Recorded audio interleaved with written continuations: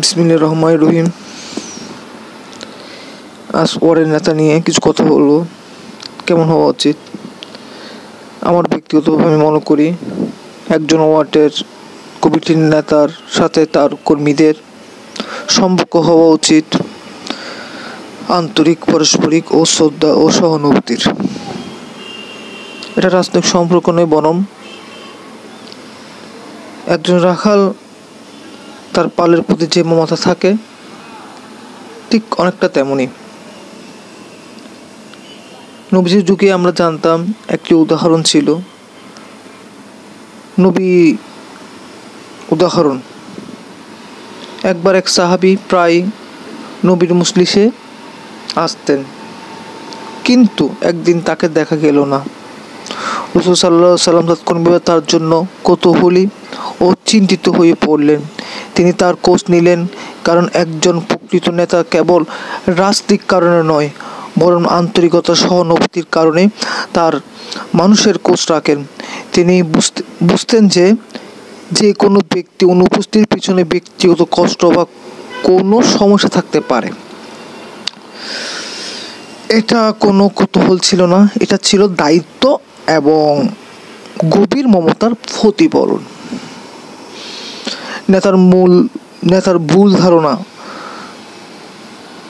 যদি একজন নেতা আর কর্মীদের দুঃখ, কষ্ট বা তাদের অনুভূতির কারণ না বুঝেন, তাহলে তিনি তার এলাকার মানুষের প্রকৃত মানসিকতাও বুঝবেন না। একজন কর্মী কোন দলের একটি অংশ নয়, তিনি একজন সম্মানিত ভোটার, একজন সম্মানিত নাগরিক, একই এলাকার বাসিন্দা।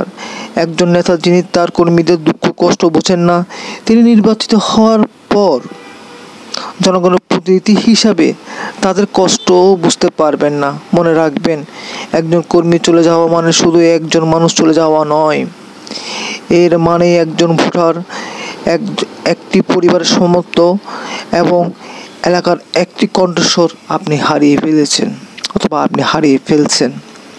সেদিকে সদর নজর রাখার খুব প্রয়োজন। যখন এই ছোট ছোট ক্ষতিগুলো, আপনারা মনে করছেন ছোট ছোট ক্ষতি, এই ছোট ছোট ক্ষতিগুলো একত্রিত হয়ে তখন তা মূল দলের জন্য বিরাট ক্ষতির কারণ হতে পারে। সেটা কি ভেবে দেখেছেন? নেতৃত্ব নিয়ে কিছু প্রশ্ন। সুতরাং নেতাদের কাছে আমার প্রশ্ন, যখন আপনার দলে এভাবে তিলে তিলে সমর্থ হারাবে, তখন কি আপনারা সেই ক্ষতি সামাল দিতে পারবেন? সেই ক্ষতির দায়ভার কি আপনারা নেবেন? এই মূল দলের, বড় দলের যে ক্ষতিটা হবে আপনাদের জন্য, সেই ক্ষতি কি তখন আপনারা নেবেন? এটা প্রশ্ন থাকলো। কোনো নেতা যদি আমার ভিডিও দেখেন, মন্তব্য করবেন। কোনো কর্মী যদি আমার ভিডিও দেখেন, আমি ঠিক বলছি নাকি রং বলছি দেখবেন। কোনো সচেতন নাগরিক যদি দেখেন, এই নিয়ে মন্তব্য করবেন, আশা করি আমি উত্তর দেব। আমরা নেতা বদলাতে চাই না, যেটা আমাদের চিন্তা ভাবনা। নেতা তার নীতিকে পরিবর্তন আনুক। একজন নেতার সব সময় চিন্তা করা উচিত যে তার প্রতিটি কর্মী এই এলাকার একজন সম্মানিত ভোটার। নেতাদের উচিত প্রতি মাসে অন্তত পক্ষে একবার হলেও কর্মীদের সাথে বসে তাদের সুখ দুঃখ, হাসি কান্না, এলাকার সমস্যা এবং তাদের ইচ্ছা আকাঙ্ক্ষা নিয়ে আলোচনা করা।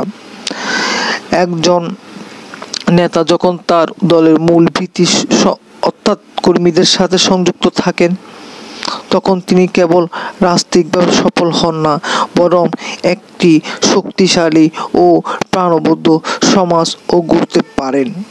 আমার বিশ্বাস, আমি মনে করি সকলই দেশবাসীরই বিশ্বাস।